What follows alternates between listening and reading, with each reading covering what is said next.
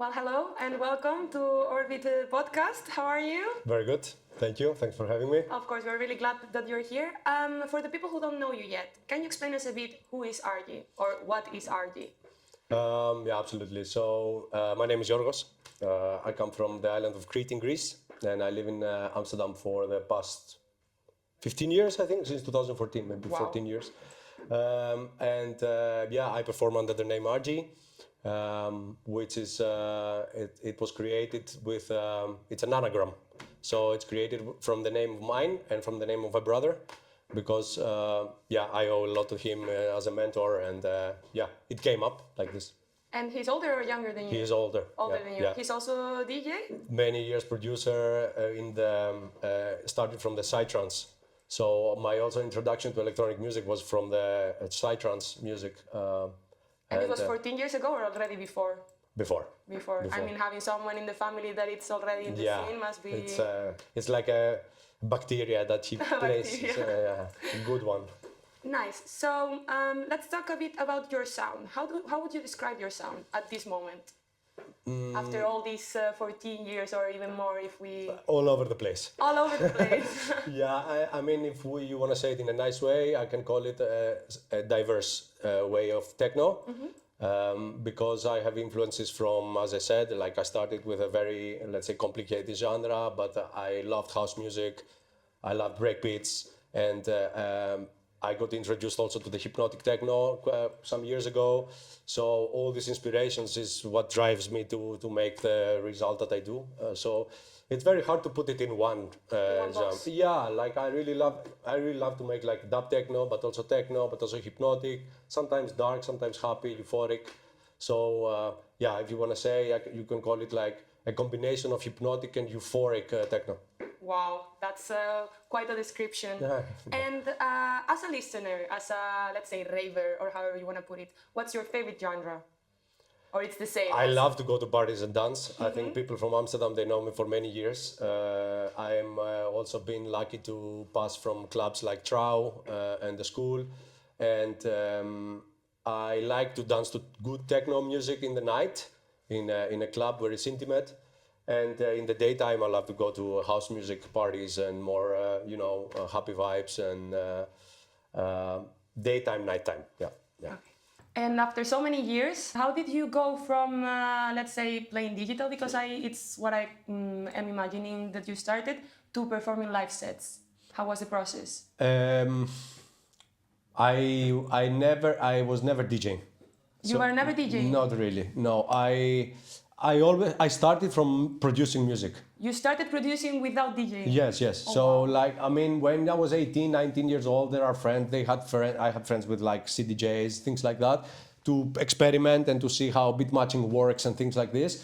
But since I came here, my focus was producing my own music. And then after years of releasing, I decided to create a live set to play my music. So this is it. So that was your process. You started from producing to just directly playing live sets. Yeah, I want to produce and play my music to the people. So wow. I want to share my music with the world. So I didn't enter in the DJ world, let's say. I am a collector of records. So I collect records because I get inspired from and things like this. And lately, because I like to collaborate with artists, I start using CDJs for playing back-to-back. Oh, that's the only time you use CDJs? Yes. That's sick. That's really which is really nice. Like, it's very comfortable and everybody knows where we're going and things like this. But this is a way. I was never into the DJing, let's say, world, like being the selector and the collector of music and I all mean, that. in the end, you do that, but only with records. Only, yes, only with vinyl. Yeah, but they are like pieces that they stay, and you can inherit it also to your kids maybe and things like this. That's a precious heritage. To be honest. So that's how I start making the music, and then after having the content, I start playing it. And how do you think it evolved since you started producing until now? Because with so many inspirations, so many people to look up to, because in the end, when you're a collector of records, you're also getting inspired by them. You have your brother. We have so many idols and so many people to get inspired from. Yeah. So since you started, how did it evolve? Not in terms of the genre, but more in terms of yourself, of your processes? Yeah, it evolves with my own growing older. So it goes like this. But as you said, I had a lot of sources of inspiration. I remember myself when I came here. I came for ADE 2012, visiting my brother that he was already here. And after the third week, he told me, "Okay, either you're gonna stay to work or you leave." And I said, when I went to ADE, I'm like, this is the level that we like. I saw big artists back then where like that they are legends. It's impressive. And I'm like, okay, the level is really high and everybody's playing their own stuff and their own way. So I really want to do that. And then after that, I start living with my brother. I didn't go back to Greece for 1.5 years. My parents couldn't happy. believe that I left actually. And yeah, I was producing every day, working. And every day Working like a full... in a full-time job, yeah. Wow. Yeah. I still do. You still do? Absolutely. And I have adjusted it in a way that I am stress-free from music and also from work. It takes a lot of time. That's admirable. But it's you need to commit on it. And you always, my advice is, don't leave your job if you love doing it. Because you can find a nice job that gives you stability and flexibility without hating it. Not all the jobs are bad, you know. No, definitely. So, yeah, but I mean, you're really lucky because there are some other artists in the scene right now that they need the stability from a job, and what they want to do, like you, it's to be full-time into this, but it's something really hard. So for them, having only one passion, having the passion, and then having to coordinate it with a job that they don't like, it's going to affect also their processes. So absolutely. you're really lucky. I mean, there's a lot of work behind it. It's a decision. And it's many years building these routines. It's a decision that I always want to have music as my passion that will not give me a stress. And I know how hard is the industry and how much the artists can struggle, especially when you have such a huge discrepancies between scenes. Like if you go to the EDM scene and how the artists get paid there, and then if you go to the techno scene, how the artists get paid, there's a big discrepancy that makes no sense. It needs to be much more equal. But yeah, it's hard, and I chose to have a stable life with a job that I love to doing. It's in technology, so I innovate and I work with people, so it makes me really happy. I completely work from home, and parallel to that, I have all the time in the world to do my music without stress. And I like to act as a band, you know, the old bands that they are like, 1 year they were making the albums and they were practicing, and then 1 year they were touring, for example. So I like to do something like that, and every year to bring new music and new content. Wow, so interesting. I have so many questions. Throughout this process, did you ever have like a struggle? Like, of course, you had many struggles, but did you have like a breaking point, a time that maybe you thought like, maybe I cannot do it? Or were you always stable on this idea? Did you have the support of your brother all along? Did you support yourself throughout the process? How was this this timing? It's a good question and long question, and I think you cannot find yourself if you don't struggle. You have to struggle, and we are at the moment in one of maybe the most, I don't want to call it competitive, but I don't have another word at the moment to say that, like, the music industry, it's so accessible and approachable that you can develop. It's a good thing, but it's also like there are more than 200,000 releases being released every day across the world, and you are inside of those releases, for example. A big struggle for me was the social media. I must say that it took me time to adapt and to let myself go, and not looking for perfectionism in my posts, and not looking for the hours of editing and things like this to look always good. It took me time to adapt, because I come also from a little bit before the social media, where it was all in SoundCloud. So we were in SoundCloud and we're using that.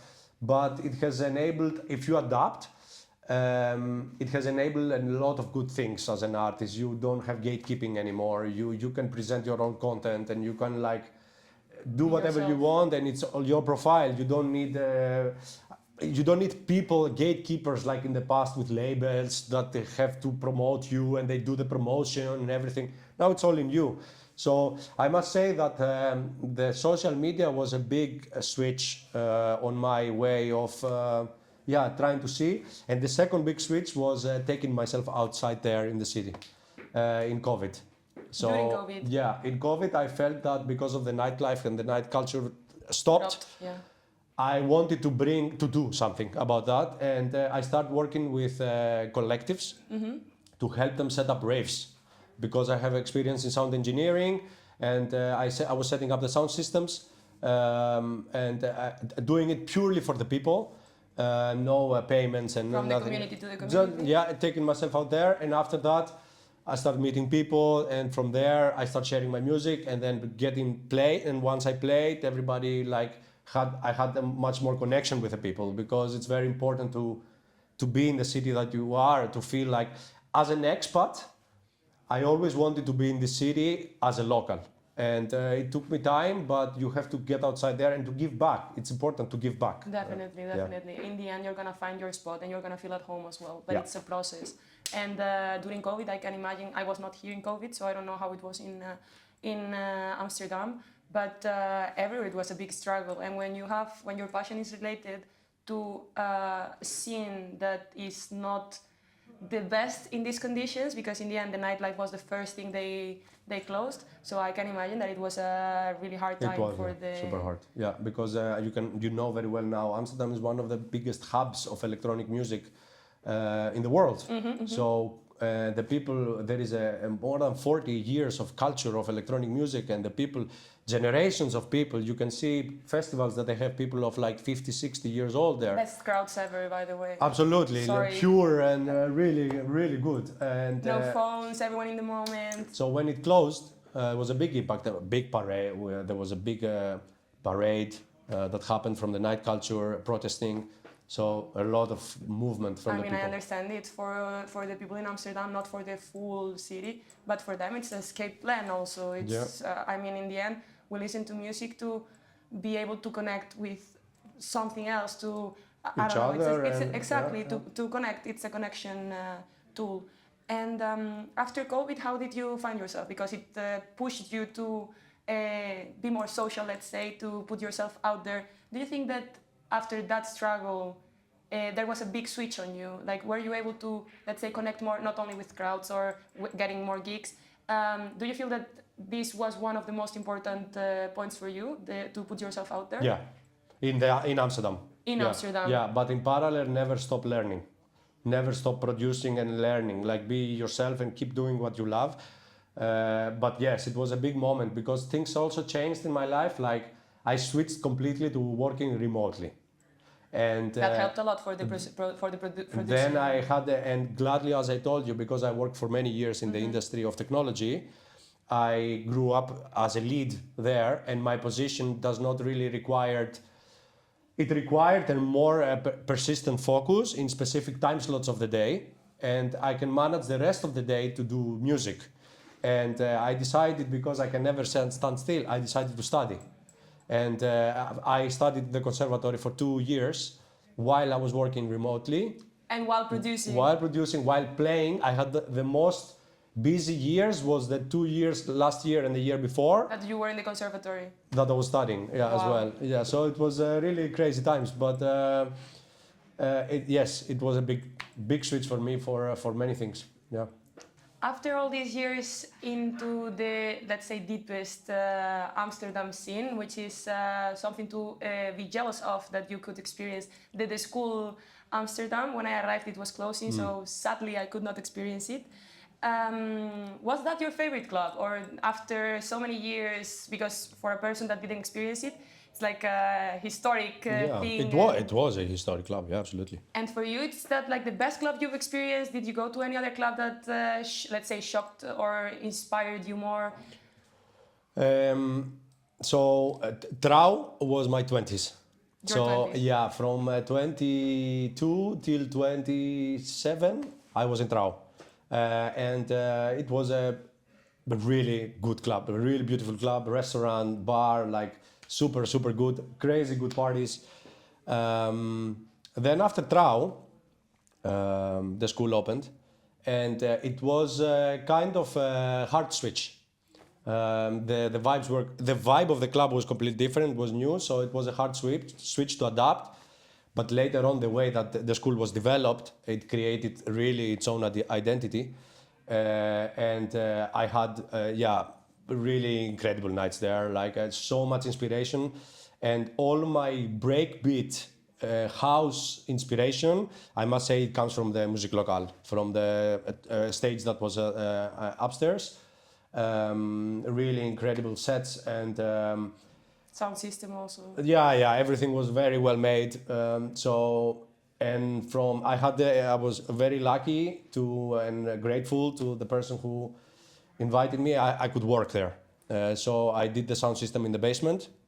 Crazy. For quite some time, and it was also a very, very great experience, and to work inside there. And after all the years that I was partying and experiencing, actually I saw how things work, and really grateful also. As a venue overall, I must say, I have an experience like the Berghain is a venue that it's like majestic, you know. Yeah. It's I don't think there is something else like this in the world. Besides the concept that all the concepts that happen inside, super nice.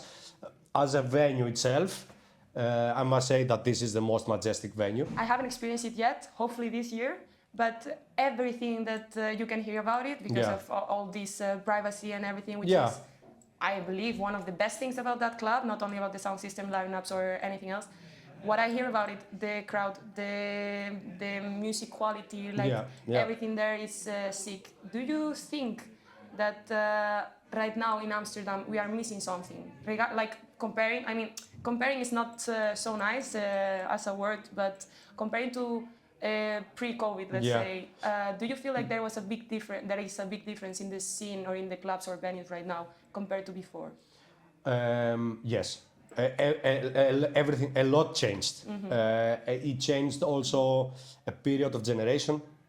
A new crowd entered, that the crowd that was not allowed to party when they were 16, 17, then they became 18, and suddenly they entered in the after COVID era with the rules and much more like things to consider. For me, COVID did good things and bad things, of course. The switch is like the new generation approached the clubs in a completely different way than it was approached before. I believe Amsterdam has a lot of really good places. Okay, what I'm saying that I might miss is a club that has its own nights hosting, its own program curations. That's true. Its own like. They curate the nights as the school. Trau used to be like this. The school used to be like this. Berghain is like this, and a lot of clubs are like this. But at the moment, I believe the clubs they are collective driven. For organizers. And for organizers, and I miss one club that I know. Okay, the club is taking care of the lineup. I trust the club. I go without even checking the lineup. It used to be like this. Hopefully, someone is listening that can make this true. Yeah. So let's hope for it. After almost more than 15 years in the scene, directly or indirectly, how was your process in terms of started playing in front of people, like doing it only in your house and then choosing to do it in front of people? How was that change for you? Was it challenging? Very challenging because you go play live, That's it's a lot of errors can happen, but. And then once you feel comfortable with your equipment, you are able to do it. I think maybe it's a character of mine, but I didn't have an issue playing in front of a crowd. I never got like I mean, you always are nervous the first 5-10 minutes. So when you start, everything is working, you check, everything runs. But gladly, I was never like I never had stage fright or being an issue playing in front of people. So I started playing in Amsterdam clubs. It came natural for you. Full house, let's go. And the thing is that because of the live set and the releases, my productions define a little bit also the hour that I play and the time that I play, especially in the beginning that I didn't have a lot. of releases. So what the releases I had, it was like, you couldn't put me, let's say, too open because it's a live act that was defined based on the tracks. It was a little bit less flexible because I was also younger and it was all building it. And as the years grew, I and my diversity of music started to go all around. Yeah. I wanted to build a live set that, okay, I can open, I can close, I can play day, I can play night, peak time, before the main act, before the headliner, all this, all night. I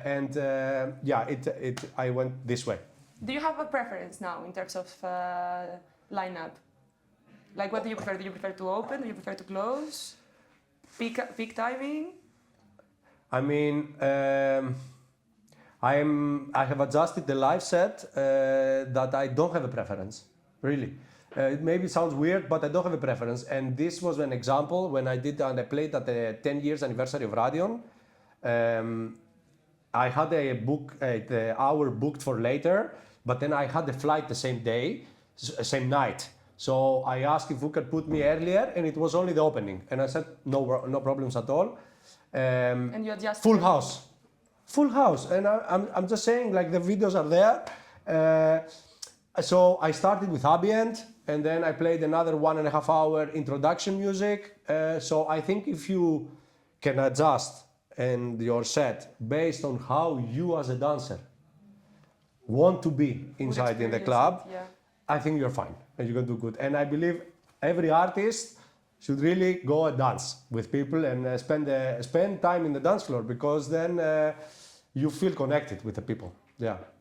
And do you think this was one of your favorite sets? For example, 10-year anniversary in Radion, it's something big. Of course, with the change, maybe you got a bit discombobulated or something like this, but you're saying that in the end you enjoyed it. But Radion is also a really big club. Yeah. It's respected by everyone in the scene. It's known all over Europe. Some people from outside of Europe knows it. How was for you to play in Radion, the first times? And how was for you to play in this anniversary? Radion is a really good club. Mm-hmm. Everything works well. They are professionals. The people, they're doing it for many years. I really like it. I have played like 4 or 5 times in Radion. This was the anniversary, was another time. Mm-hmm. But I must say the biggest highlight of my live set was the all night long. Yeah. Your all night long? Yeah, it was the all night long in Tilatec, was last year. 8 hours? It was 8 hours, yeah. How was it? Sorry, I was not there. I could keep going more. I can definitely believe it. It's when you have the people there. The setup also was amazing. The guys from New Era did like so good job. I was in the middle, people all around, very strict, no photo policy in a sense of like, but polite, of course. Of course. But people didn't want to take videos and things like that. All night, starting from when the club is empty, ambient 1 hour, and then people start to come, you see them, you have the first eye contact with the people that are coming, you say hi, because, the club is empty still, and then start to build up, and suddenly, bam, it was 5 o'clock. Packed? Packed, and I had to pee, so I went to pee really fast, and then, bam, then it was 8, and we closed, so it was an amazing experience. Did it feel like 8 hours for you? No, it felt shorter. Big thanks to New Era for the invite for this. Yeah, I'm really, really grateful for this. I really think that the all night is like gives so much trust. Like you are the only one that the people need to come for you, and that the collective also invests in you. Believes in you, and like puts all the things to set you up. And I'm really happy it went so good, and everybody were super happy with it. Yeah. What's your highlight of that night? Closing. I did a 12 minutes closing of one track, really long, a lot of very melodic, but the applause was keep happening, and I didn't want to close, but it was amazing. We need to make a 12-hour long Argie set next time. A weekender if you want. Yeah. You talked about new projects. Can you tell us a little bit about your projects at the moment? Because I believe there's quite a lot. Yeah. So if you want to mention a few of them. Yeah. So there are quite a lot. Of course, the personal releases, working with labels a lot. In all of these years, do you keep count on how many releases you made already? That's a very good question because this year is gonna be my 50th. Oh wow! Congratulations! Yeah, thank you. I must say that like for the days that we are living on and for my age, let's say, they could have been a little bit more. Quality over quantity. Yes, I treat every track in a very like its own, and I didn't go for quantity, but more like to try to make something more timeless. But the more I grow, the faster I make music. So maybe it will scale up to more. Maybe you can do a track in 1 hour. Yeah. How's your process of creating tracks? Because doing live sets, I get you get more things that you want to take into consideration. I'm like not a professional regarding this, but is there a difference between creating something specifically for a live set than for, let's say, a digital set or something like this? There are lots of ways to approach it. There are people that they do music in their studio, they export the track and they go play it. There is a lot of ways to do it. It's a long discussion. But for me, I like to have the similar process that I play when I also make music. So when I am in the studio, I use similar equipment plus more equipment that I have there to play, jam, play, and record everything separately. And then I record 1 hour, and then I go into that 1 hour and I say, okay, I love those 6 minutes. Okay, cut it, put it on the side. Let's see, make a track from there. And then this creates also like a connection, maybe you to make an EP or an album, because you have played 1 hour, and then you have material that is actually connected because you moved to each other. So my process is more like live jamming. That's why I think there are a lot of mistakes, and I embracing mistakes in a sense. Like mistakes gives, you always have to exaggerate to reach things that you don't know. Yeah, so you never know what can happen if you exaggerate. You cannot predict it by your brain. It works like this. Once you exaggerate and you see what happens, exciting. Then you can control it. You don't know the unknown. So yeah, I want, and the way I play, I always want to be surprised when I play, to get surprised of what's happening. And not to be fixed. And know already what you need. Yeah, because there is a big problem. A lot of artists, they are amazing producers, and they don't play their tracks.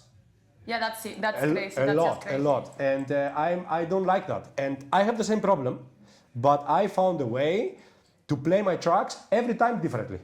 So every time I will use a foundation of the track, but I will play the track completely different. So the tracks that you will hear today is all the releases that I have done, but they will be played completely differently than it's on Spotify. So you spend hours and hours producing a track, and then when you play it, you change it completely. Yes. And you even surprise yourself with this process. Yes. That's crazy. Yes, because then it's not ready-made. I want the unknown, because if I get surprised when I play, the crowd also gets surprised. Definitely, and I guess you build also a different kind of connection with the crowd, because in the moment that you get excited about it, the crowd is also getting excited about it. Exactly. So it's like a shared moment. Exactly. Of course, any set is a shared moment, but in this case, I believe that the excitement is common to everyone. So that's something beautiful to experience as a raver myself. Also, you are mastering tracks also. How is this for you? Because you need to fit it in your job and your production timing. How is this process for you as well? I love it. You love it, So of course you do. So if you love it, you find time. I love mixing and mastering. I did it also before I studied, but during my studies I also got educated around it. What I like a lot is that I listen to music of other people. And which is also a hobby of yours, that you also are a collector of records. Records, yes, and also like I get inspired by it, and also like I see I can help people because I can give them some tips that they don't know, and it can increase their workflow, or increase the productivity or the quality. So the mastering is also like, it's like putting a wrapping on top of a good track. The mastering is not a magician. You should not do a lot of things if you are a mastering engineer. The mixing of the producer is the most important thing. And you are just putting the lace on the present. The lace on the present with a little bit of more polishing. But I love this process. So I work with labels and I work with independent artists that they send me their tracks and I master them for them, either for vinyl, either for. Important to mention that you're gonna be mastering our next release Exactly. on vinyl, Exactly. first release of the collective on vinyl. Thank you very much course. for Pleasure. helping us. It's amazing to come with someone as professional as you and that it's Thank so passionate about it as you. It's just amazing to work with people like in your position of so many years in the industry and that are really passionate about what they're doing. Thank so you. Thank you from Thank you, no Orbit, problem. Always. family. Yes. Now that we're talking about collaborating with other labels, I believe you also have your own label and it's really connected to this. If you can tell us a little bit more also about how you created it, why you created it, because I believe there's quite a good reason under I think this so decision. too. I think so too. Yes, so since 2019, with two good friends, we started a label called SubEQ Music, and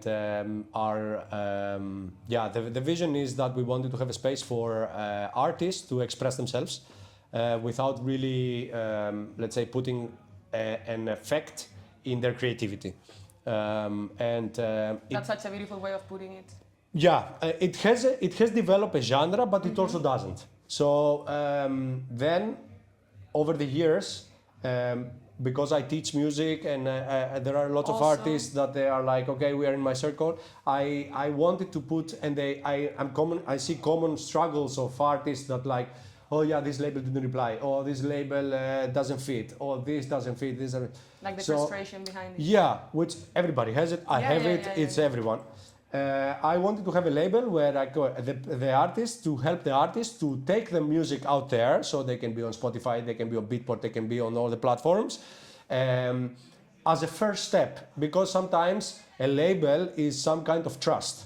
So when you release a music in a label, it shows that some people trusted you to put your music out there and they invest on you.